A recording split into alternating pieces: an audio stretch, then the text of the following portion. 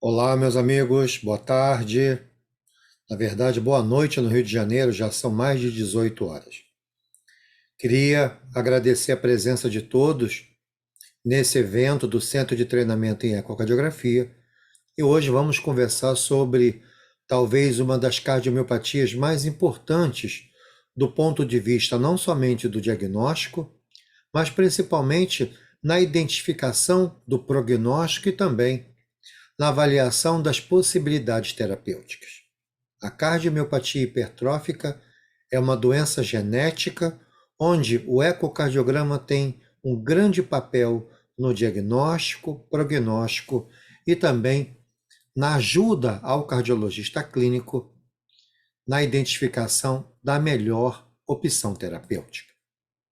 Alguns aspectos são muito importantes quando falamos da cardiomiopatia hipertrófica. A primeira coisa é lembrar o conceito dessa condição genética.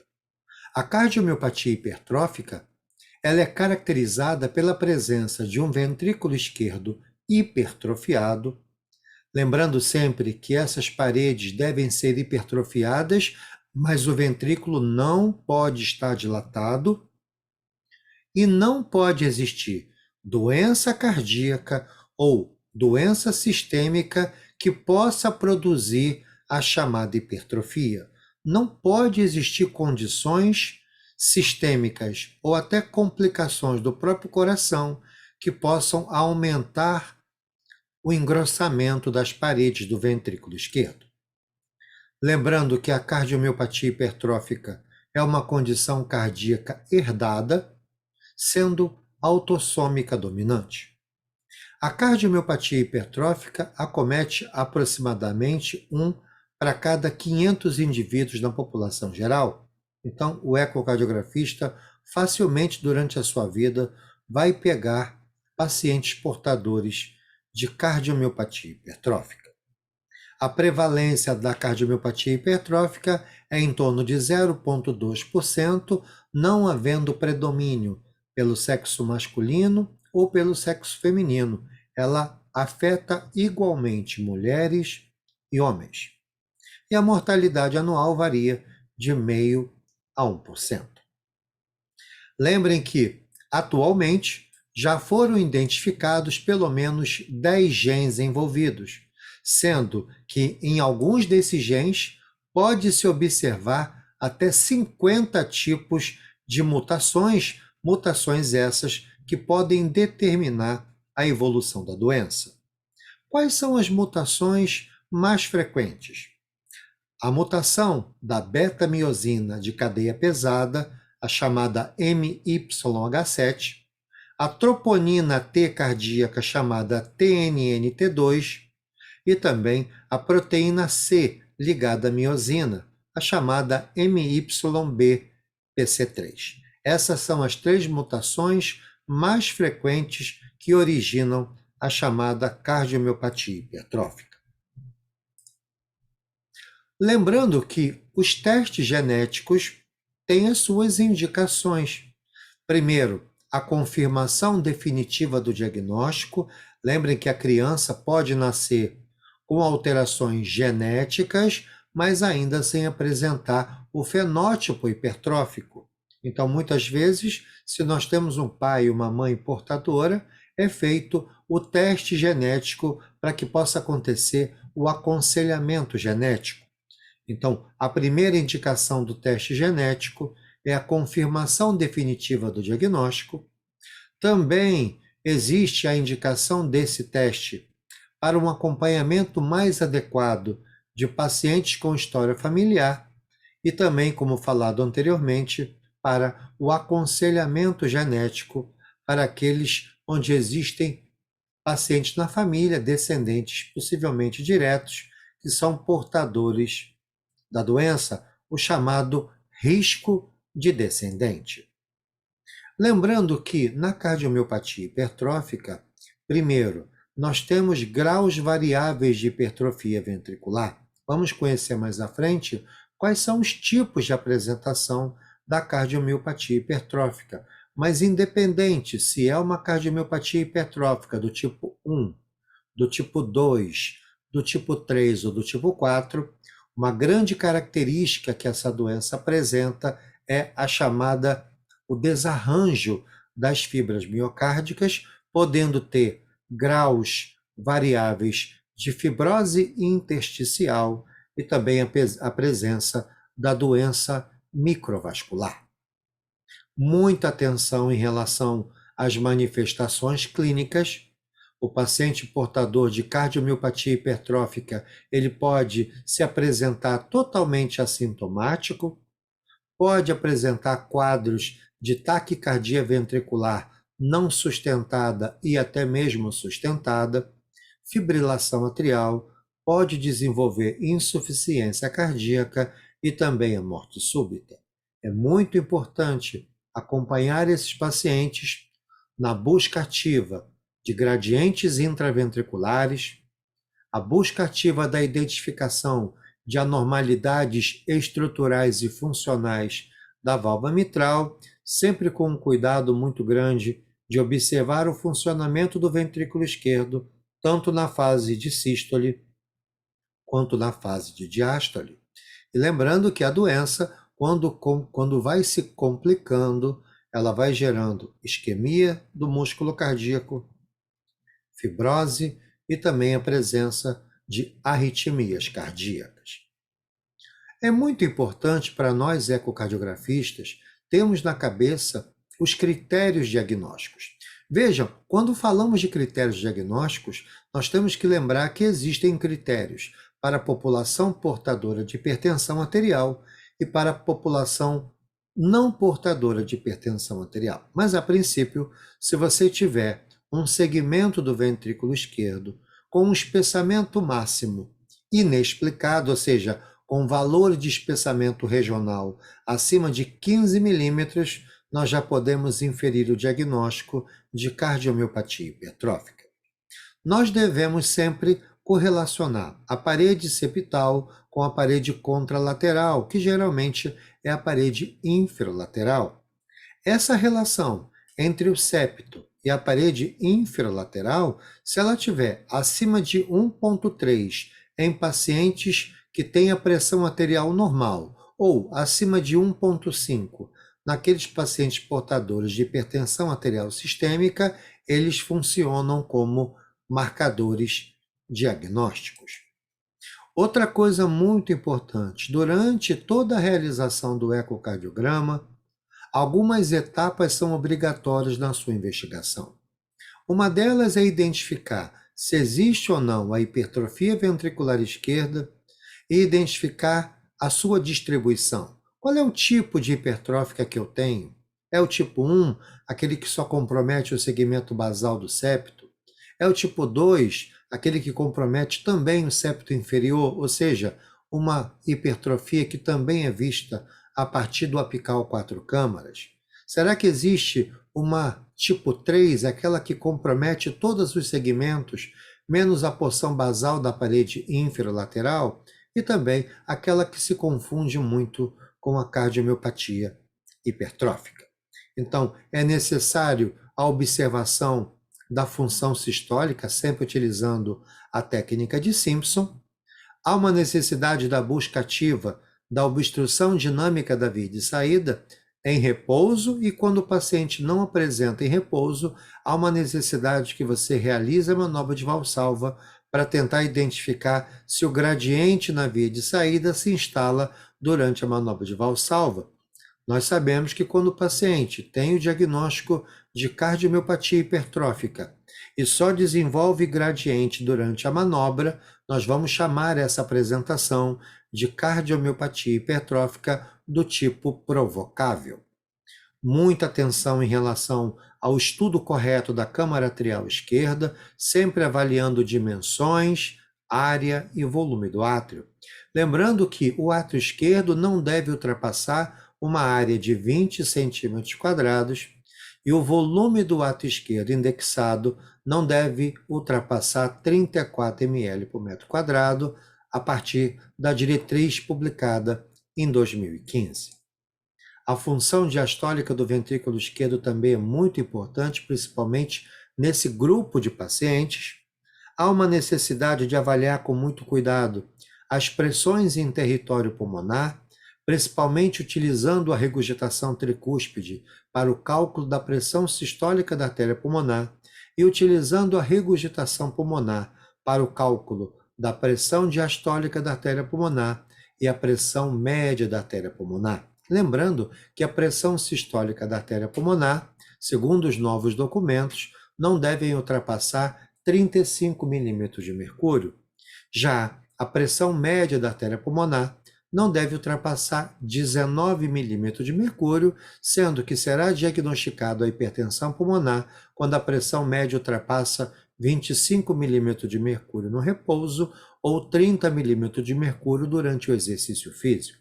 E a pressão diastólica não deve ultrapassar 12 milímetros de mercúrio. Muito cuidado na avaliação estrutural da válvula mitral, na busca da regurgitação mitral clássica que acontece nos pacientes portadores de cardiomiopatia hipertrófica. A avaliação cuidadosa da regurgitação mitral é uma das etapas mais importantes da avaliação ecocardiográfica da cardiomiopatia hipertrófica. Vejam, em relação à distribuição da hipertrofia ventricular esquerda, nós teremos 4 tipos de distribuição. Aquele paciente onde nós encontramos a hipertrofia localizada apenas no septo anterior, ou seja, aquela hipertrofia que só é visualizada no corte parasternal longitudinal de câmaras esquerdas e também no corte apical 5 câmaras. Lembrem que quando eu tenho o comprometimento do septo anterior, mas também tenho a hipertrofia do septo inferior, que é aquele identificado no apical 4 câmaras, ele agora é classificado como tipo 2. E o tipo 3, como eu falei para vocês, é aquele onde nós temos uma hipertrofia extensa, preservando apenas o segmento basal da parede inferolateral. E o tipo 4 é aquela apresentação onde nós identificamos hipertrofia somente nos segmentos apicais e na ponta do ventrículo esquerdo. É um tipo de cardiomiopatia hipertrófica que tem algumas considerações importantes que serão faladas e comentadas mais à frente. Outra coisa importante é muito cuidadosamente identificar as formas anatômicas. Veja que nós temos 3 ou 4 tipos principais de alterações anatômicas. Vejam, a primeira apresentação anatômica é a chamada forma neutra. A forma neutra, nós temos um septo interventricular mais grosso do que a parede contralateral, porém, esse septo não se apresenta nem côncavo nem convexo em direção à câmara ventricular esquerda. Veja, nós temos a apresentação da forma chamada convexa, onde nós identificamos a presença de um septo grosso entrando para dentro do ventrículo esquerdo. Essa forma convexa é uma das formas mais comuns, lembrando que quando nós identificamos a hipertrofia dessa região septal basal, quando estudada pelo apical 4 câmaras, isso automaticamente define o tipo 2 de cardiomiopatia hipertrófica, uma vez que o apical 4 câmaras ele não visualiza o septo anterior. O apical 4 câmaras identifica o septo inferior, ok? Então, lembrem, comprometer o septo anterior e comprometer o septo inferior, esse obrigatoriamente tem que ser o tipo 2. Veja aquela apresentação mais comum em idosos, onde nós encontramos o famoso septo sigmoide. Atenção para aqueles colegas que acham que o septo sigmoide é sempre uma apresentação benigna. Não sei se vocês sabem, a cardiomiopatia hipertrófica ela pode se apresentar fenotipicamente como um septo sigmoide em 8 a 22% dos casos. Então, nós não devemos achar que sempre a presença de um septo sigmoide é uma condição tão benigna. E por último, a cardiomiopatia hipertrófica apical, aquela onde os segmentos apicais e ponta são onde nós identificamos a real hipertrofia. Vamos ver à frente que existem 2 tipos de cardiomiopatia hipertrófica apical, a chamada pura e a chamada dominante. Vamos ver isso mais à frente. Vejam aqui a apresentação da forma convexa. Reparem, eu agora visualizo o septo interventricular indo para dentro da câmara ventricular esquerda, muito bem visualizado também na minha forma de eixo curto. Então eu vejo um septo convexo, a chamada cavidade crescente. Então essa é o chamado padrão convexo. Vejam agora o chamado padrão neutro, onde nós encontramos o septo interventricular hipertrofiado, porém eu não vejo ele protraindo para dentro da câmara ventricular, ele não tem a forma convexa como é muito comum encontrar. Então esse septo ele é hipertrofiado, mas ele não é nem côncavo e nem convexo. Essa é a característica da cardiomiopatia hipertrófica padrão neutro. Vejam agora a forma sigmoide, onde nós identificamos comumente em pacientes com um pouco mais de idade, onde a gente encontra o septo anterior basal como se fosse em forma de faca de manteiga. Na grande maioria das vezes, esse septo não gera nenhum gradiente na via de saída do ventrículo esquerdo, mas o que nós temos que lembrar é que em 8 a 22% dos casos de cardiomiopatia hipertrófica, essa será a apresentação fenotípica. Então, bastante cuidado ao se estudar o septo sigmoide. Vejam aqui a presença do septo basal em forma de manteiga, de faca de manteiga, um aspecto bem característico do que chamamos de septo sigmoide. Então, o septo sigmoide é a hipertrofia miocárdica localizada na porção basal do septo ventricular. É bastante mais frequente no grupo de pacientes de idade. Nem sempre é fácil diferenciar de cardiomiopatia hipertrófica, de doença hipertensiva ou até de uma variante normal. E observem, em torno de 10% com essa morfologia septal tem mutações de genes codificadores da proteína do sarcômero. Trabalhos mais recentes mostram que a apresentação fenotípica da cardiomiopatia hipertrófica pode se apresentar como septo sigmoide em torno de 8 a 22% dos casos.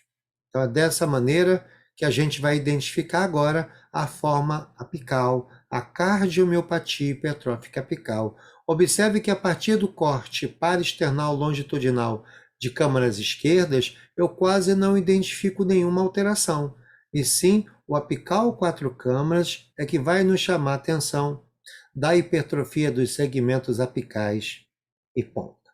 Então, não podemos esquecer as 4 apresentações: a forma neutra, a forma convexa, a forma sigmoide e a forma apical. Outra coisa importante que todo ecocardiografista precisa conhecer são as características que diferenciam a hipertrofia fisiológica, como acontece no atleta, da hipertrofia patológica. Veja, quando nós identificamos as diferenças, a primeira diferença e mais notável na avaliação ecocardiográfica é o estudo da função diastólica.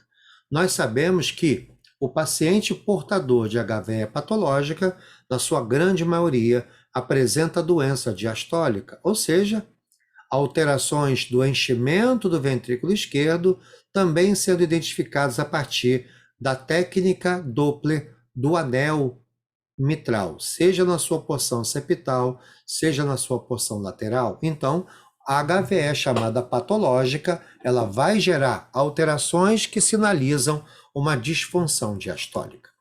Já lembrando que os atletas geralmente apresentam uma cavidade ventricular esquerda discretamente aumentada, eles vão ter volumes de ejeção maiores do que as pessoas que não são atletas, e quando nós estudamos as velocidades diastólicas, principalmente a velocidade diastólica inicial, a miocárdica inicial, chamada E', nós vamos ter velocidades totalmente normais. E uma outra característica que pode diferenciar uma condição fisiológica do atleta, por exemplo, de uma condição patológica, é a resposta ao a interrupção do treinamento. Se você descondicionar esse paciente, esse atleta, você vai perceber que em torno de 4 a 5 semanas, aquela hipertrofia que era secundária ao treinamento, ela acaba normalizando e a parede do VE se torna totalmente normal, ou seja, em torno de no máximo 9 milímetros na mulher e 10 milímetros no homem. Então, essa diferenciação, a diferenciação em relação à função diastólica é muito importante, até porque nós sabemos que pacientes portadores de cardiomiopatia hipertrófica, eles estão desaconselhados à prática de atletismo competitivo. Então, veja, quando nós estudamos o ventrículo esquerdo, o engrossamento das paredes de um atleta, nós vamos identificar o engrossamento, a hipertrofia simétrica, o diâmetro diastólico da cavidade ventricular esquerda facilmente está acima de 55 milímetros. Quando você descondiciona esse atleta, a parede rapidamente afina e o Doppler tecidual ele mostra velocidades miocárdicas totalmente normais. Já na cardiomiopatia hipertrófica, nós temos um padrão incomum de hipertrofia, um segmento bem mais hipertrofiado do que o outro segmento.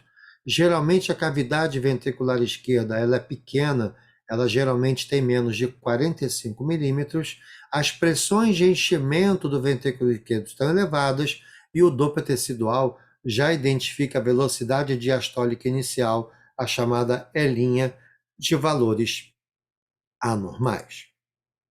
Outra coisa importante que nós temos que lembrar na nossa prática do dia a dia é quando observarmos as hipertrofias, relacionarmos com condições que podem apresentar esse tipo de anormalidade estrutural.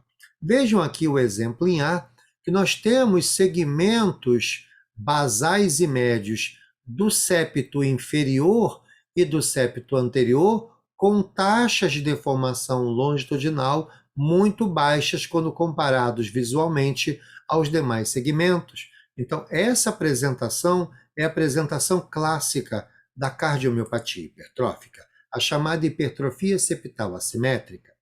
Vejam aqui um paciente que tem hipertrofia ventricular esquerda, mas com taxas de deformação longitudinal regionais totalmente normais. Essa condição é o nosso atleta competitivo.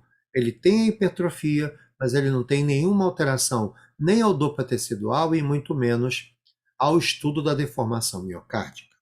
Vejam em C aquele paciente que tem alterações nos segmentos basais e médios das paredes anterior e anterolateral, mas observem, a ponta do ventrículo esquerdo é uma ponta boa, ele tem deformação muito próxima do normal.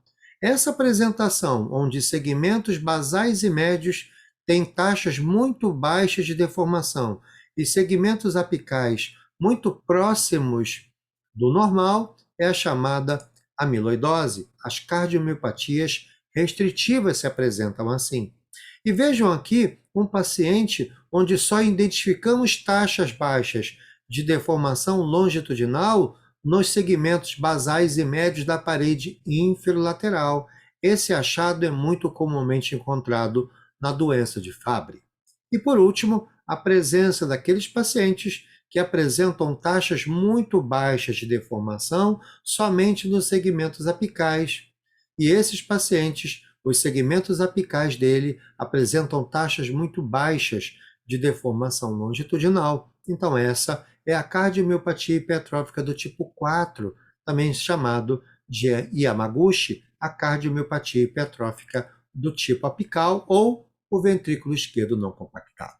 Lembre que aquele tipo de hipertrofia que nós encontramos paredes grossas nos segmentos médio-apicais, porém taxas muito baixas, isso chama a atenção da possibilidade do VE não compactado. Porém, nós temos que lembrar, se ele tem hipertrofia dessas paredes e taxas baixas de deformação longitudinal, isso chama mais atenção para a forma, o tipo 4 de cardiomiopatia hipertrófica, o chamado tipo apical. Outra coisa muito importante para a prática do dia a dia é nós lembrarmos das variáveis que podem nos ajudar a diferenciar a cardiomiopatia hipertrófica de uma cardiomiopatia dilatada, do coração do atleta e também de pacientes portadores de cardiomiopatia ritmogênica. Veja que quando nós pegamos um paciente portador de cardiomiopatia hipertrófica, o diâmetro diastólico final da cavidade ventricular esquerda é normal, a deformação longitudinal, o strain longitudinal global fica menos negativo, né, ou mais positivo, em torno de menos 15%, o engrossamento de um segmento acima de 15 milímetros e o Doppler tecidual identifica velocidades miocárdicas baixas com relação sobre a linha média acima de 14. Geralmente, quando você descondiciona esse paciente, não existe variação do espessamento da parede. Isso acontece quando nós realizamos o descondicionamento num paciente atleta, aquele que tem hipertrofia fisiológica. Então vejam, o coração do atleta, geralmente, o diâmetro diastólico final do ventrículo esquerdo maior, geralmente com menos de 6,5 centímetros em homem, fração de ejeção do ventrículo esquerdo acima de 48%, strain longitudinal global do VE totalmente preservado, menor do que menos 20%, a parede geralmente não ultrapassa 13 milímetros. Ao se descondicionar, a gente observa que a parede diminui a sua espessura patológica, fração de ejeção, tanto do VE quanto do VD, aumentam com o exercício físico, as velocidades miocárdicas são totalmente normais, com uma relação S/L menor do que 8, mostrando que as pressões de enchimento da cavidade ventricular esquerda são totalmente normais. Lembrem, o ato esquerdo ele geralmente é aumentado, o diâmetro diastólico pode ser levemente aumentado de tamanho, porém com a função do VD totalmente normal. Aquele paciente portador de cardiomiopatia ritmogênica, a tão chamada antigamente displasia ritmogênica do VD, ele tem já o ventrículo direito com disfunção, alterações da parede livre do VD quando se estuda com a técnica do strain longitudinal e a presença de alterações contráteis regionais, até mesmo a formação de aneurismas na parede do VD, associado com graus diferentes de disfunção do VD. E também a cardiomiopatia dilatada, que apresenta a cavidade ventricular bastante aumentada, a fração de ejeção bastante baixa. Quando você descondiciona, ele dilata a cavidade, strain muito baixo, velocidade miocárdica cai com relação à linha, sinalizando aumento de pressão de enchimento. E quando você pratica exercício físico, a gente observa que durante o exercício, a fração de ejeção do ventrículo cai ainda mais. Vejam então aqui, nesse corte parasternal longitudinal de câmaras esquerdas, a presença de uma diferença muito grande de engrossamento do septo anterior quando comparado com a parede infralateral. Se nós tivermos um septo acima de 1,5 milímetros, já faz o diagnóstico. E se nós tivermos uma relação entre o septo e a parede infralateral acima de 1,3 num paciente não portador de hipertensão ou acima de 1,5 nos pacientes portadores de hipertensão. Vejam na visão de eixo curto a diferença de engrossamento da parede septal anterior quando comparado com a parede infralateral. Vejam mais uma vez agora, a partir do apical 4 câmaras, apical 5 câmaras, desculpe, a presença de um septo basal bastante hipertrofiado. É sempre importante avaliar a espessura dessa parede e comparar com o segmento contralateral. Mas lembrem-se, essa parede espessa mais do que 15 milímetros, chama a atenção da possibilidade, é um critério diagnóstico para a cardiomiopatia hipertrófica. Veja também nesse corte longitudinal, é notório a diferença de engrossamento de parede do septo basal comparado com a parede infralateral.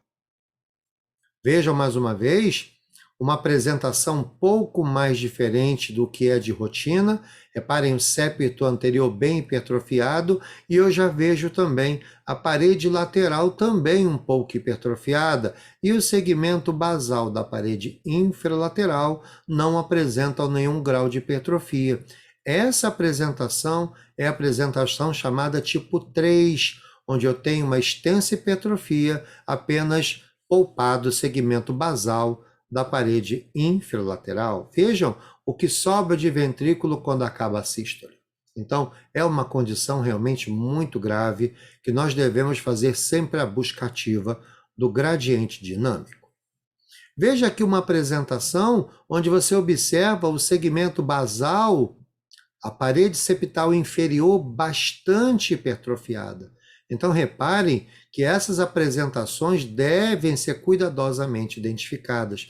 Veja que a partir do momento que você está avaliando isso com o seu apical, com o seu eixo curto a nível da ponta do VE, se nós tivermos certeza que esses não são os papilares, se eu tiver um comprometimento apenas da ponta, identificando também o componente médio do septo hipertrofiado, estaremos de frente daquela apresentação onde existe a cardiomiopatia hipertrófica apical, comprometendo o segmento médio do septo inferior.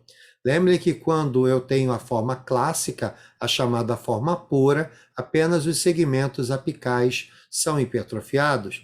Quando nós temos um segmento basal, um segmento médio do septo também hipertrofiado, no contexto de uma cardiomiopatia hipertrófica do tipo apical, teremos a forma dominante, como vamos ver mais à frente. Vejam aqui esse septo anterior bastante grosso quando comparado com a parede infralateral. Observem que quando o sangue vai sair pela via de saída, existe uma turbulência importante nessa região.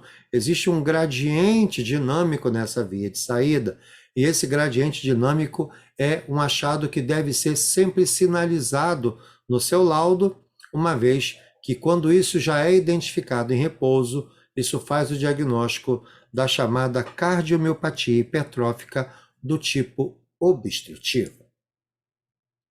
Vejam, a visão de modo unidimensional, reparem o septo, quando comparado com a parede infralateral, um septo muito mais espesso do que a parede contralateral. Lembrando que uma relação septo-parede infralateral acima de 1,3 de um paciente que não é portador de hipertensão ou acima de 1,5 naquele portador de hipertensão vai nos ajudar a fechar o diagnóstico. Então essa é a chamada hipertrofia assimétrica.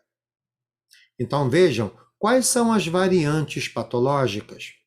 Então eu tenho aquela forma onde não existe gradiente na via de saída, a chamada cardiomiopatia hipertrófica não obstrutiva. Existe a cardiomiopatia hipertrófica apical. Existe a cardiomiopatia hipertrófica chamada obstrutiva, aquela que existe gradiente patológico na via de saída do ventrículo esquerdo. E também uma forma chamada cardiomiopatia hipertrófica médio ventricular, onde nós identificamos os segmentos médios da parede ventricular bastante hipertrofiada, criando uma ponta mais larga, uma base mais larga, com os segmentos médio menos largas, criando uma imagem muito parecida com a imagem do número 8. Vejam aqui a apresentação de um ventrículo esquerdo onde não existe condições de hipertrofia. Então, reparem que tanto na apresentação apical quanto na apresentação de eixo curto, eu não identifico segmentos hipertrofiados. A cardiomiopatia hipertrófica clássica, nós identificamos essa presença, a presença de um septo bastante hipertrofiado quando comparado com a parede contralateral. Reparem aqui, no eixo curto é fácil de identificar o engrossamento muito mais expressivo desse segmento do que do segmento contralateral. Essa é uma apresentação onde o septo ele é comprometido tanto o segmento basal como o médio. Existe aquela apresentação onde só o segmento basal é hipertrofiado. Quando você faz um eixo curto a nível da válvula mitral, eu vejo a hipertrofia. quando você faz um eixo curto mais próximo do segmento médio e segmento de ponta, a gente não visualiza mais a hipertrofia. Vejam aqui a apresentação do tipo 4, a chamada cardiomiopatia hipertrófica apical. Apenas os segmentos apicais são hipertrofiados. Repare que quando você olha a nível de eixo basal, um eixo curto a nível da válvula mitral, não há nenhum tipo de hipertrofia visualizada. Quando eu olho lá, faço um eixo curto a nível da ponta, repara que a ponta está totalmente obliterada por hipertrofia. E aqui, uma das formas mais difíceis de diagnóstico é a chamada hipertrofia concêntrica. Às vezes é muito difícil nós diferenciarmos isso da forma do tipo 4, mas lembrem, o tipo 4 não compromete o segmento basal da parede inferolateral. Outra coisa importante, há uma necessidade de nós observarmos a famosa distância interpapilar.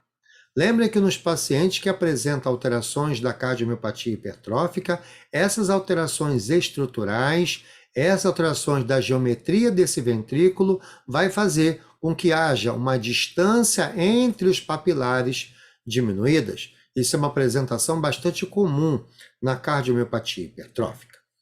Outra coisa importante é olhar com muito cuidado o modo unidimensional da válvula mitral. Vejam aqui uma válvula mitral de um paciente totalmente normal. Veja que bonitinho a presença de onda E, a presença de onda A, e aqui identificando o segmento CD, que é o componente sistólico visto pela válvula mitral. Essa é uma válvula totalmente normal em um paciente que não tem hipertrofia. Vejam aqui um paciente com cardiomiopatia hipertrófica não obstrutiva. Reparem que a minha rampa EF é bastante lenta, eu tenho uma hipertrofia do septo muito mais expressiva do que a parede contralateral, mas reparem, quando eu olho para o segmento CD, eu não tenho um segmento CD identificando o movimento anterior sistólico. Então, se não existe o movimento anterior sistólico, não existe gradiente dinâmico na via de saída, nós vamos chamar isso de cardiomiopatia hipertrófica não obstrutiva. Vejam aqui agora a forma provocável. O paciente era assim em condições de repouso e você fez a manobra de Valsalva e agora ele apresenta o movimento anterior sistólico. Então esse paciente possui a famosa cardiomiopatia hipertrófica do tipo provocável. E aqui, já em condições de repouso, eu vejo um importante movimento anterior sistólico, identificando a presença da forma obstrutiva. Lembrem que é muito importante nós olharmos com muito cuidado o tipo de SAM. Lembrem que se o movimento anterior sistólico é dessa maneira, se ele tem uma distância em relação ao septo e a cúspide mitral anterior acima de 10 milímetros, essa obstrução é menos importante. Porém, quando o SAM está colado no septo, quando a cúspide anterior quase toca no septo, ou fica com menos de 10 milímetros de distância, durando muito tempo da sístole, isso mostra que a cardiomiopatia hipertrófica tem um padrão muito mais severo do ponto de vista obstrutivo do que as demais apresentações que têm um SAM menos expressivo. Outra coisa importante, né, gente? No paciente com cardiomiopatia hipertrófica, uma das coisas que devem ser obrigatoriamente pesquisadas é a obstrução do trato de saída do ventrículo esquerdo. Vejam, em cerca de 70% dos pacientes com cardiomiopatia hipertrófica, essa obstrução logo abaixo da válvula aórtica acontecerá tanto no repouso quanto no exercício, e isso deve ser investigado com algumas ferramentas. Primeira, quando nós utilizamos o modo unidimensional da válvula mitral, nós buscamos olhar para o segmento CD, observando se há ou não um deslocamento da cúspide anterior em direção ao septo interventricular. Essa é a chamada SAM, chamando o nome brasileiro, é o movimento anterior sistólico.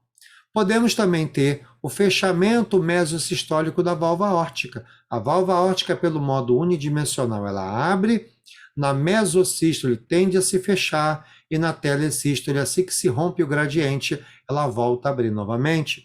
Isso também é um aspecto bem característico da cardiomiopatia hipertrófica do tipo obstrutiva.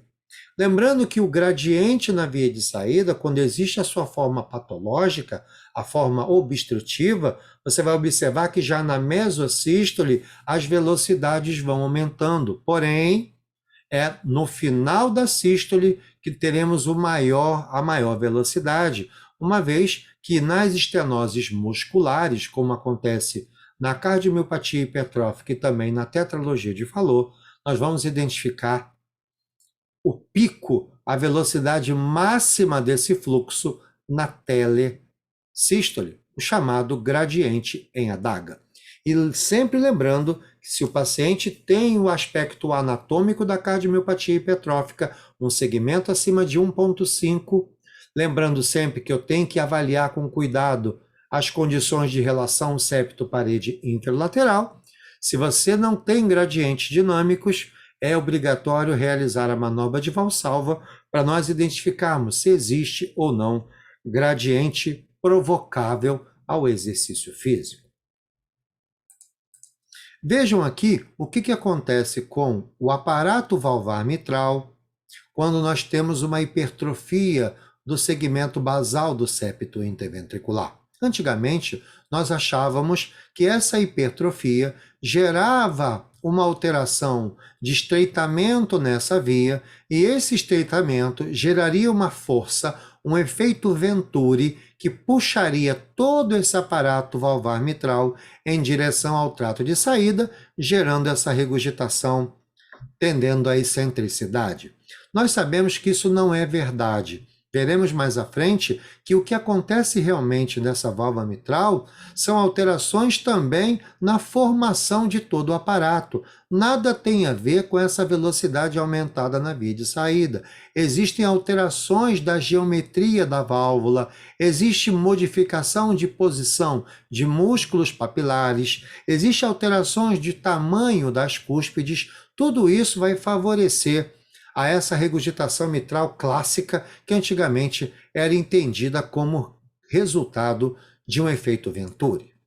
Então veja, a obstrução dinâmica na via de saída do ventrículo esquerdo, causada pelo movimento anterior sistólico da válvula mitral, como eu falei para vocês, ocorre em 70% dos pacientes com diagnóstico de cardiomiopatia hipertrófica, sendo que 50% deles em repouso. Então, essa obstrução do trato de saída do ventrículo esquerdo, relacionada com o chamado efeito Venturi, é uma informação totalmente falsa nos dias de hoje. Olha que interessante. Quando começa a acontecer o movimento anterior sistólico, isso precede a aceleração na via de saída. Repare que nessa região, a velocidade na via de saída vai estar em torno de 90 centímetros por segundo. E desculpe, essa velocidade será totalmente insuficiente para gerar o deslocamento da válvula mitral. Então, reparem, alterações morfológicas do aparato valvar mitral é que vão contribuir para o movimento anterior sistólico e também com a obstrução do trato de saída do ventrículo esquerdo. Então, vejam o reposicionamento de toda a válvula mitral durante a fase sistólica, observado facilmente no modo unidimensional, com a presença do deslocamento da cúspide anterior em direção ao septo interventricular. Reparem que quando esse septo fica quase que colado à cúspide anterior, esse SAM é muito mais importante do ponto de vista hemodinâmico do que aquele SAM onde a distância do septo até a cúspide anterior ultrapasse 10 milímetros. E outra coisa importante que nós não podemos esquecer é observar quanto de sístole o SAM acontece. Se você observar que o SAM acontece em quase toda a sístole, isso significa que o processo obstrutivo na via de saída é de muito maior importância hemodinâmica do que se fosse apenas no início da sístole. Vejam aqui a chamada deflexão mesosistólica. Devido ao gradiente patológico na via de saída, assim que inicia a sístole, a válvula aórtica se abre. Logo na mesosístole, o gradiente aumenta muito na via de saída, tentando fechar a válvula, e depois ela volta a abrir novamente na telesístole. Então, essa apresentação A chamada deflexão mesosistólica, observada do modo unidimensional da válvula aórtica, é um achado característico da cardiomiopatia hipertrófica do tipo obstrutiva.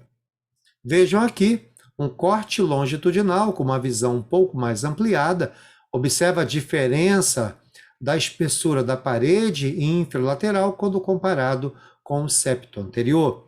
E quando nós avaliamos o modo unidimensional da válvula mitral, nos assusta esse SAM. Reparem que o SAM ele começou desde o início da sístole e ele ultrapassou a metade do período sistólico, lembrando ainda que ele quase colou no septo anterior. Se essa distância entre o septo e a cúspide mitral anterior for menor do que 10 milímetros e se durar mais que 50% a 60% de sístole o SAM, isso mostra um prognóstico mais reservado, uma obstrução de trato de saída mais expressivo, com maior chance de complicações. Vejam aqui mais uma vez uma outra imagem de modo unidimensional da válvula mitral, identificando lindo o deslocamento da cúspide anterior mitral colando no septo interventricular. E vejam que desde o começo já acontece o deslocamento até o final. Então, isso aqui é um paciente muito mais grave do ponto de vista obstrutivo.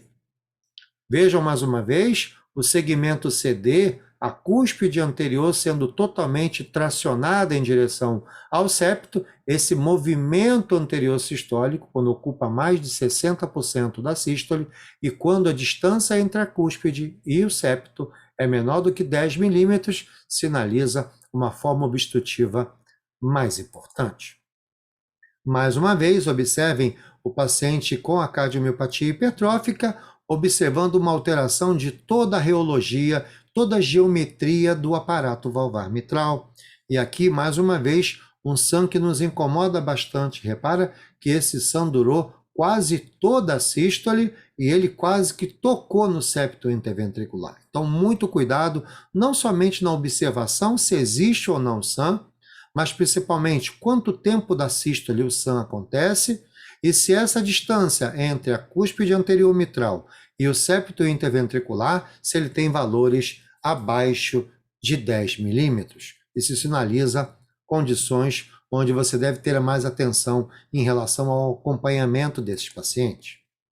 Outra coisa importante, né, gente, é a utilização nos dias de hoje do estudo da deformação miocárdica, do estudo do strain bidimensional. Vejam que, ao se estudar esse paciente que tinha um septo basal um pouco mais expressivo que os demais segmentos, nós identificamos taxas realmente bastante baixas dos segmentos médios, tanto do septo inferior, comprometendo também um pouquinho o segmento médio da parede inferior. Essa apresentação pode estar facilmente relacionado com a forma da cardiomiopatia hipertrófica, uma apresentação fenotípica clássica da cardiomiopatia hipertrófica. Então, gente, uma das etapas do nosso exame, etapa essa obrigatória, é a avaliação se existe ou não obstrução no trato de saída do ventrículo esquerdo. Então, vejam, esses dois achados devem ser buscados ativamente. A busca do movimento anterior sistólico e a busca da deflexão mesosistólica, estudando o modo uni da válvula aórtica e aqui o modo uni da válvula mitral. Vejam que existe também uma classificação dos tipos de cardiomiopatia hipertrófica. Então, se eu tenho um paciente portador de cardiomiopatia hipertrófica, onde você não tem nenhum gradiente, nem repouso e nem durante a manobra de valsalva, ou seja, se você em repouso e após a manobra de valsalva não encontrou um gradiente máximo acima de 30 milímetros de mercúrio. Se você tem gradientes abaixo de 30, tanto no repouso quanto com a manobra de valsalva, nós vamos chamar isso de cardiomiopatia hipertrófica não obstrutiva. Porém, se esse paciente, durante o repouso, tinha um gradiente na via de saída menor do que 30 milímetros de mercúrio, porém, ao realizar a manobra de valsalva, você encontrou um gradiente agora acima ou igual a 30 milímetros de mercúrio, isso caracteriza a sua doença como a chamada provocável, ou também conhecida como latente. Já aquele paciente que já no repouso tem um gradiente máximo na via de saída acima de 30 milímetros de mercúrio, nós já chamamos isso de cardiomiopatia hipertrófica do tipo obstrutivo.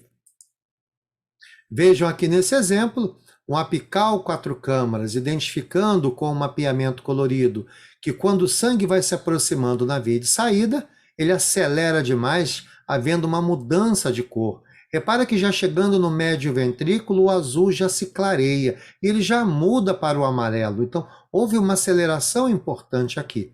Repara que quando nós avaliamos esse paciente, nós tínhamos uma velocidade em torno de 2,35 metros por segundo, com um gradiente em torno de 22 milímetros de mercúrio.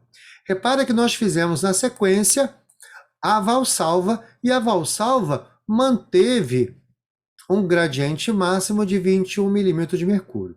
Porém, havia uma dúvida que isso poderia ser uma condição mais grave, e às vezes o Valsalva talvez não pudesse ter tido o efeito para formar o gradiente. Então esse paciente foi encaminhado para a esteira e fez um exercício controlado por 12 minutos. E veja, o gradiente máximo saiu de 21 milímetros de mercúrio com a manobra de Valsalva simples para 130 milímetros de mercúrio, com a velocidade na via de saída de 5,7 metros por segundo, apresentando a forma clássica da estenose muscular, que é aquela onde o gradiente acontece na telesístole.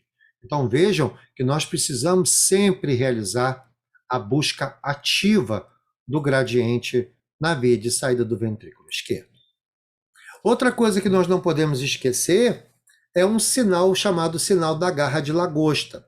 Quando você coloca o Doppler pulsado na via de saída do ventrículo esquerdo de um paciente portador de cardiomiopatia hipertrófica, e se você observa esse padrão na via de saída, esse é o chamado sinal da garra de lagosta, que está relacionada com a cardiomiopatia hipertrófica obstrutiva severa. Existe uma desaceleração mesosistólica abrupta e depois ele volta a abrir a válvula aórtica, manter velocidades um pouco maiores do que acontece na mesosístole. Então, muito cuidado com esse padrão com 2 picos no paciente portador de cardiomiopatia hipertrófica.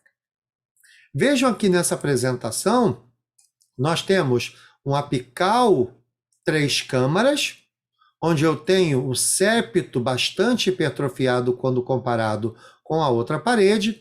No repouso, não chegava a ter 2 metros por segundo de velocidade, e quando ele fez a Valsalva, ele quase chegou a 4 metros por segundo.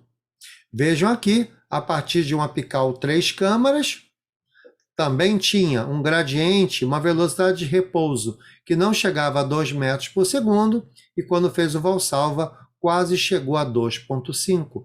Então observem que nós devemos variar. Faz o apical 5 câmaras, faz o apical 3 câmaras, busque sempre a pesquisa do gradiente, porque o gradiente ele pode sinalizar para você uma forma mais temerária, que é a forma obstrutiva. Vejam aqui nessa apresentação, onde eu tenho o septo ventricular grosso, agora uma visão de eixo curto, na fase de enchimento, e depois na diástole, a cavidade ficou pequenininha durante a sístole. Então reparem que a função do ventrículo esquerdo aqui é uma função muito boa, apesar de crescimentos importantes, tanto de ato esquerdo quanto ato direito. Já aqui, durante a diástole, eu tenho a cavidade ventricular de um tamanho, e durante a sístole quase não houve variação de dimensões internas. Então, essa apresentação é uma apresentação de uma cardiomiopatia hipertrófica com função sistólica do ventrículo esquerdo normal, e essa é uma situação bastante grave, onde agora eu já tenho uma queda expressiva da função sistólica ventricular. Uma das apresentações que nós não podemos nos esquecer é a chamada cardiomiopatia hipertrófica, chamada obstrução médio-ventricular. Também está associado com uma maior probabilidade de acidente vascular cerebral e pode progredir também para estágios terminais de cardiomiopatia hipertrófica. Lembrem que a associação de obstrução médio-ventricular no contexto de um paciente com aneurisma de ponta, com aneurisma apical, isso é uma associação que relaciona-se com um grande fator de risco para a morte relacionada com a cardiomiopatia hipertrófica. Pacientes com sintomas graves podem observar alívio dos sintomas com a estimulação de câmara dupla e também com o tratamento cirúrgico tradicional, que é a miectomia cirúrgica. Na obstrução médio-ventricular, é sempre obrigatória a utilização do mapeamento colorido e vocês vão observar que durante a fase de diástole, o sangue vai sair da ponta do VE em direção ao segmento médio e basal do ventrículo esquerdo, como se eu tivesse uma diástole a partir do segmento hipertrofiado. Se você encontrar sangue vindo da ponta para o segmento médio basal do VE, isso te chama a atenção da forma clássica médio-ventricular da cardiomiopatia hipertrófica.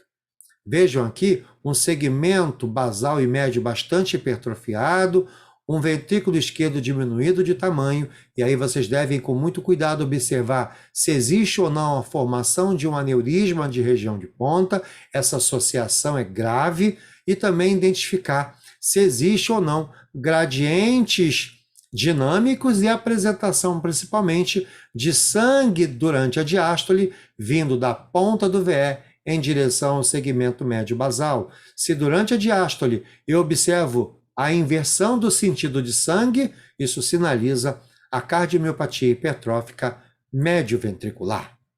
Vejam aqui um vídeo clássico de segmentos médio bastante hipertrofiados. Repare que quando você olha para esse ventrículo, a minha imagem é que eu tenho uma base mais larga e uma ponta mais larga quando comparado com o segmento médio ventricular.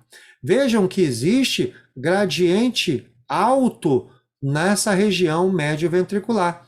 Sempre olhando com cuidado, frisando a imagem durante o ciclo cardíaco, para você observar que durante a diástole, o sangue se desloca também da ponta para o segmento médio basal do ventrículo esquerdo. Mais uma vez, agora uma apresentação clássica, né, gente? A formação de um aneurisma na ponta do ventrículo esquerdo, com os segmentos basais mais largos do que o segmento médio. Repara que a utilização de contraste nos ajuda a identificar toda a movimentação de sangue durante o ciclo cardíaco. Repara que durante o momento que a válvula mitral se abre, existe sangue se deslocando dos segmentos apicais em direção ao segmento médio basal do ventrículo esquerdo. Lembrem também que a cardiomiopatia hipertrófica apical é uma doença que foi descrita inicialmente em 1976 no Japão pelo Dr. Sakamoto. Lembrando que o diagnóstico é uma dor precordial atípica com alterações eletrocardiográficas suspeitas de isquemia, com o eletrocardiograma mostrando ondas T negativas gigantes nas precordiais. Aneurisma na ponta do VE pode acontecer em 1 a 20% dos casos, e defeitos de perfusão na ponta pode acontecer em 93% dos casos. Então veja a presença clássica da Yamaguchi, onde nós temos hipertrofia apenas dos segmentos apicais do VE, a chamada forma pura. Quando nós temos uma cardiomiopatia hipertrófica, que você também identifica o segmento médio do septo interventricular, também hipertrofiado, e o outro segmento médio da parede contralateral sem hipertrofia, essa é a chamada forma dominante, ok? Então, existem duas apresentações diferentes da cardiomiopatia hipertrófica do tipo apical. E lembrando, né, que nós temos essa apresentação também conhecida como apresentação da ponta do VE, do ventrículo esquerdo, na apresentação do ás de espadas. Então veja mais uma vez, uma hipertrofia dos segmentos apicais chama atenção para o diagnóstico da cardiomiopatia hipertrófica do tipo 4. Então veja, quando nós temos a apresentação chamada forma pura, reparem que na forma pura só os segmentos apicais do septo são hipertrofiados. Como os papilares estão relacionados com o segmento médio do ventrículo esquerdo, a distância interpapilar estará preservada. Já no paciente, onde existe a chamada forma dominante distal, ou seja, onde o segmento médio do septo interventricular de um lado está comprometido, ele acaba empurrando esse papilar e acontecendo com que a distância interpapilar diminua quando comparado em condições fisiológicas. Então, os documentos chamam a atenção. Como eu posso fazer o diagnóstico através da imagem bidimensional da cardiomiopatia hipertrófica apical? Primeiro, a identificação de uma hipertrofia predominantemente confinada à ponta do VE, espessamento patológico e segmentos apicais. Lembrem que essa hipertrofia pode se estender do ápice até os papilares, a forma dominante distal. E também não pode acontecer hipertrofia, ou seja, segmentos hipertróficos em segmentos basais do ventrículo esquerdo. Pode acontecer também quando nós temos um segmento acima de 15 milímetros ou a relação com outro segmento contralateral acima de 1,5 e quem tem hipertensão, ou acima de 1,2, 1,3, quando não existe a hipertensão arterial. Vejam, 52 a 62% dos pacientes portadores de cardiomiopatia hipertrófica não obstrutiva vão desenvolver gradiente acima de 30 durante o exercício. E lembrem que em 25% dos casos, esse gradiente não estará acima de 30, e sim acima de 50 milímetros de mercúrio. Os novos estudos sugerem o conceito de que a cardiomiopatia hipertrófica seja uma doença com predominância da obstrução no trato de saída do ventrículo esquerdo. A obstrução pode ocorrer, como eu falei para vocês, também na porção média da cavidade, por movimento de aposição das paredes, geralmente do septo interventricular com a parede lateral, ou por alterações por inserção anômala do músculo papilar anterolateral. Então, mais uma vez, atenção à regurgitação mitral que vai ser causada pela alteração geométrica de todo o aparato valvar mitral. Geralmente, essa regurgitação mitral, ela não é uma regurgitação com um jato central. Essa apresentação, geralmente, é uma regurgitação excêntrica, lavando essa parede mais posterior da câmara atrial esquerda. Muito cuidado na diferenciação daquele gradiente telesistólico que eu observo na forma obstrutiva para a regurgitação mitral. Cuidado, lembrem que a regurgitação mitral é uma doença valvar que ela compromete não somente o tempo de sístole, mas ela também compromete, ela já começa na fase de contração isovolumétrica e também acontece durante o relaxamento isovolumétrico. Então, a regurgitação mitral não é um evento puramente sistólico, ela também compromete o relaxamento isovolumétrico. Vejam aqui uma apresentação clássica. Visto pelo apical 4 câmaras, a regurgitação mitral que acontece quando se instala um gradiente bastante aumentado na via de saída. Veja que quando foi chegando a nível médio ventricular, o sangue já ficou azul claro e já mudou para amarelo. Tanto no apical 4 como no apical 5 e no apical 3, a gente observa velocidades muito altas na via de saída, e quando essa velocidade aumenta, a gente observa a regurgitação mitral clássica da cardiomiopatia hipertrófica do tipo obstrutivo. Vejam aqui a presença de uma regurgitação mitral bastante aumentada quando nós observamos um paciente portador de cardiomiopatia hipertrófica. E lembrem, muito cuidado para não confundir o gradiente observado na via de saída com a velocidade máxima que pode observar quando você acaba alinhando o seu Doppler contínuo na direção de uma regurgitação mitral. Então veja uma imagem esofágica identificando toda aquela alteração, todo o posicionamento inadequado de todo o aparato valvar mitral, gerando uma regurgitação mitral importante naquele momento onde existe gradientes muito altos no trato de saída do ventrículo esquerdo. Outra coisa importante que nós temos que memorizar para a nossa prática do dia a dia são as regras para que você possa fazer os exames de rastreio. Lembrem que quando nós temos Avaliação de pacientes com menos de 12 anos, a avaliação será opcional, a menos que nós tenhamos 3 condições. A primeira condição é uma história familiar maligna, ou seja, morte súbita, uma história de morte súbita ou outras complicações na família. Segundo, o paciente é atleta competitivo em treinamento intenso. E a outra condição é quando o início dos sintomas ou suspeita clínica de hipertrofia do VE acontece precocemente. Já nos pacientes entre 12 e 18 anos, nós vamos realizar o ecocardiograma, o rastreio, a busca ativa a cada 18 meses.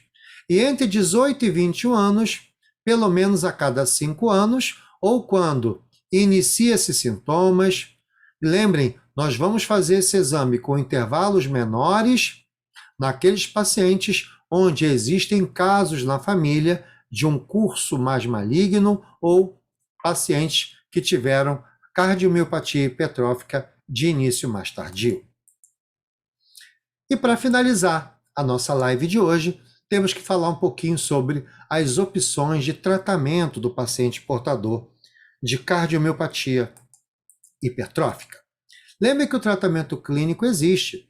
Nos pacientes com diagnóstico definitivo de cardiomiopatia hipertrófica, os achados fornecidos pelo Doppler podem ser utilizados na avaliação do impacto do tratamento clínico. Para a melhora da disfunção diastólica, deve ser usado beta-bloqueador ou bloqueador de canal de cálcio. O tratamento também pode levar a uma diminuição do grau de obstrução dinâmico na via de saída do ventrículo esquerdo. Lembrem que a identificação da rota a criar, se eu vou fazer o tratamento cirúrgico clássico, que é a miectomia, ou se eu vou fazer uma alcoolização septal, tudo isso vai depender de alguns fatores. Veja, se nós temos fatores clínicos, como a necessidade de realizar um procedimento cirúrgico outro, eu vou aproveitar, vou fazer a miectomia. Se o paciente tem uma instabilidade hemodinâmica, ele também vai à intervenção clássica. E se você, quando analisa esse paciente, você não tem uma boa avaliação anatômica do sistema coronário, ou seja, como é que você vai fazer a alcoolização se você não está tendo uma certeza que você vai jogar álcool na coronária correta? Esse você vai ter que fazer miectomia. E existem fatores ecocardiográficos. Um espessamento de uma parede acima de 3 centímetros, um gradiente dinâmico na via de saída em repouso acima de 100 milímetros de mercúrio, e quando você observa que existe obstrução não somente na via de saída, mas também médio ventricular. Essas condições sinalizam a necessidade da intervenção convencional. Já aqueles pacientes que não têm condições de operar, ou muitas comorbidades, ou aquele que você não tem um acesso cirúrgico, acesso a um bom centro de operação desse tipo de patologia, ele vai à alcoolização septal. E lembrem que os fatores ecocardiográficos que sinalizam o tratamento por alcoolização septal é aquela espessura de parede com menos de 18 milímetros e aquela turbulência na via de saída sinalizando a forma obstrutiva. Então, em relação à alcoolização septal, o procedimento de alcoolização septal tem como objetivo a redução da massa septal com resolução do gradiente da via de saída por meio da injeção de álcool em uma artéria perfurante septal. Esse procedimento deve ser obrigatoriamente guiado pela injeção de contraste ecocardiográfico intracoronário com o objetivo de determinar de maneira exata a região que a artéria determina a perfusão daquela região, para evitar complicações como comunicação interventricular e também, principalmente, você infartar um segmento aquele que não era o segmento responsável pelo gradiente dinâmico. Então vejam aqui um exemplo de um paciente que foi submetido à alcoolização septal. Observe que ele tinha um segmento basal bastante hipertrofiado. Repare que um gradiente dinâmico bastante expressivo na via de saída, ele tinha um gradiente de repouso em torno de 68 milímetros de mercúrio, e depois que fez o procedimento de alcoolização, o gradiente da via de saída caiu de 68 para 12 milímetros de mercúrio, ou seja, uma resposta excelente ao procedimento de alcoolização septal. Veja em relação à miectomia cirúrgica. O procedimento de miectomia, chamado procedimento de Morrow, é o mais comum tratamento da cardiomiopatia hipertrófica do tipo obstrutivo. Na presença de gradiente intraventricular, a porção muscular retirada pode se estender até a região próxima dos músculos papilares. A avaliação por meio do eco transesofágico intraoperatório é imprescindível para o sucesso do procedimento e também para diminuir as chances de complicações, como bloqueio AV, insuficiência aórtica e também a comunicação interventricular. Vejam aqui um exemplo, uma imagem vista pelo transesofágico, a identificação de uma regurgitação mitral gravíssima gerada por gradiente dinâmico, e logo após a retirada de um segmento hipertrofiado, a gente já não identifica mais a presença de uma IM expressiva, apenas uma IM bem pequenininha. E observem que após a miectomia, o gradiente máximo saiu de 58 milímetros de mercúrio para o gradiente máximo de 10 milímetros de mercúrio, ou seja, um procedimento de miectomia cirúrgica de excelentes resultados. Outra coisa para nós finalizarmos a nossa live de hoje, nós temos que lembrar dos marcadores de risco chamados convencionais e os marcadores de risco chamados não convencionais. Quais são os marcadores de risco chamados convencionais? Primeiro, idade. Lembrem que o risco de morte súbita cardíaca é mais frequente em pacientes mais jovens. Paredes com mais de 30 milímetros têm maior risco. Muito cuidado à avaliação tanto ao modo 2D quanto ao modo M do tamanho da câmara atrial esquerda. Gradiente máximo na via de saída, tanto em repouso ou provocável acima de 50 milímetros de mercúrio, chama a atenção de um fator de risco. História familiar de morte súbita em parente de primeiro grau com menos de 40 anos ou morte súbita em parente de primeiro grau com cardiomiopatia hipertrófica com qualquer idade. Taquicardia ventricular não sustentada, ou seja, 3 batimentos consecutivos com frequência cardíaca acima de 120 batimentos em menos de 30 segundos no exame de Holter. Lembrando que hoje nós temos disponível na internet essa calculadora, a chamada calculadora de risco na cardiomiopatia hipertrófica. E aqui nós temos os marcadores de risco não convencionais, a presença de um aneurisma apical, presença de extensas regiões de fibrose, ou seja, marcados pelo realce tardio, utilizando a ressonância nuclear magnética com gadolínio, e também a deformação miocárdica, o estudo do speckle tracking, identificando um strain longitudinal global acima de menos 16%, esse ponto de corte está relacionado com a maior chance de eventos, e ainda se ele está com valores acima de menos 10%, ele ainda sinaliza uma condição ainda mais perigosa em relação aos eventos cardiovasculares. E para encerrar, temos que lembrar que a prevenção de morte súbita em pacientes com cardiomiopatia hipertrófica é o implante do cardioversor desfibrilador implantável. Isso diminui a chance para a morte súbita. Quais são os grandes indicadores? Gradiente intraventricular acima de 30 milímetros de mercúrio, lembrando que o gradiente ele não é um fator de risco maior para a morte. O espessamento sistólico é muito mais importante. Então, taquicardia ventricular sustentada, taquicardia ventricular não sustentada frequente, paciente que mostra uma resposta anormal da pressão arterial durante o exercício físico, síncope recorrente não explicável, história familiar de morte súbita e, principalmente, um septo interventricular com espessamento acima de 30 milímetros. E, ao estudo genético, a identificação de marcadores genéticos que sinalizam o alto risco. Então, com esse slide, a gente finaliza a nossa live de hoje e estou à disposição de vocês para esclarecer qualquer dúvida. Vocês têm acesso à sala do bate-papo, é só você digitar a sua pergunta no bate-papo que eu respondo para vocês. Tá? Queria já aproveitar, agradecer a presença de vocês. Eu tenho certeza que a cardiomiopatia hipertrófica é uma doença onde nós podemos facilmente encontrar pelo menos uma a cada mês, 2, 3 meses de trabalho, e nós precisamos entender muito bem quais são os achados que nós devemos buscar, não somente na identificação de gradientes patológicos, mas também identificar condições onde a doença é mais grave, principalmente quando você encontra segmento basal hipertrofiado, também com a chamada hipertrofia médio ventricular. Ok? O Bruno perguntando, queria saber a posição correta da amostra do Doppler contínuo para avaliação do gradiente. Bruno, muito boa a sua pergunta. Lembra uma coisa, sempre que você puder, há uma necessidade de você sempre utilizar o seu Doppler pulsado. Você vai colocar o seu apical 5, vai colocar o colorido e sempre vamos tentar identificar o gradiente naquela região. Quando você bota o Doppler contínuo, ele pode estar sendo contaminado por uma IM ou por um fluxo de estenose aórtica, acaba complicando a gente, ok, Bruno?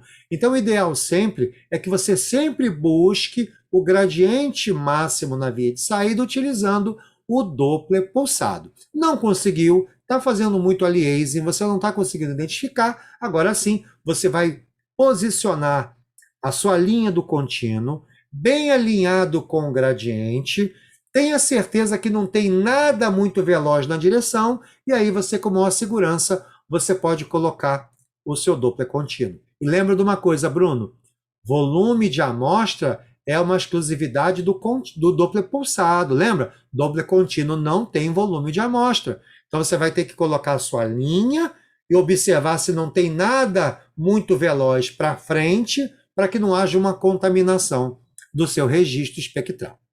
Ok, Bruno?